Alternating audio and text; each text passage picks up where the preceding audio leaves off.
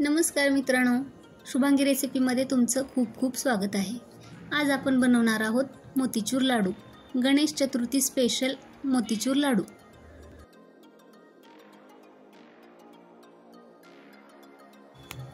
चला तर आपण आता बेसन घेऊया। हे बेसन आहे घेतलेलं, त्याच्यामध्ये आपण पाणी घालायचं आहे, कलर घालायचा आहे आणि ते बेसन मिक्स करून घ्यायचं आहे। एकदम असं पातळ बेसन आपलं झालं पाहिजे। हे बघा किती मस्त आणि पातळ झालेलं आहे आपलं बेसन।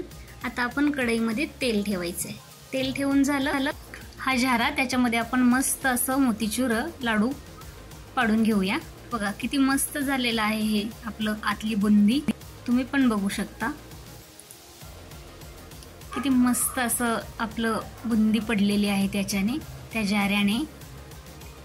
ते झारा आहे ना, खूप छान असं बुंदी पाडली जाते त्याच्याने। बघा किती मस्त बुंदी पडते त्याच्याने।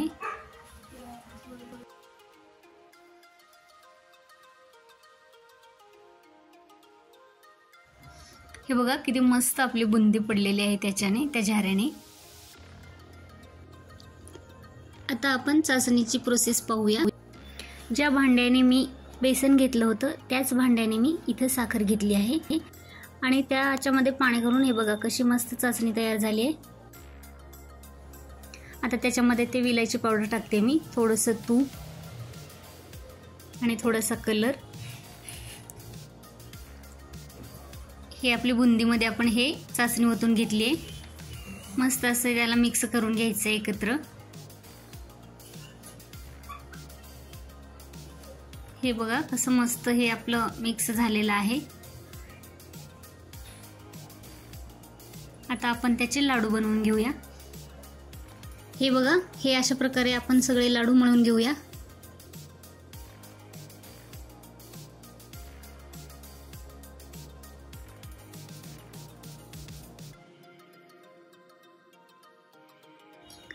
हे बघा आपला लाडू किती छान तयार झालाय। मी या लाडू मध्ये मगज घातलेला आहे आणि त्याच्यावरनं त्याला मी सिल्वर पेपर पण लावलेला आहे। तुमच्याकडे सिल्वर पेपर नसेल तर तुम्ही स्किप करू शकता। हे बघा इथं आपले मोतीचूर लाडू तयार आहेत।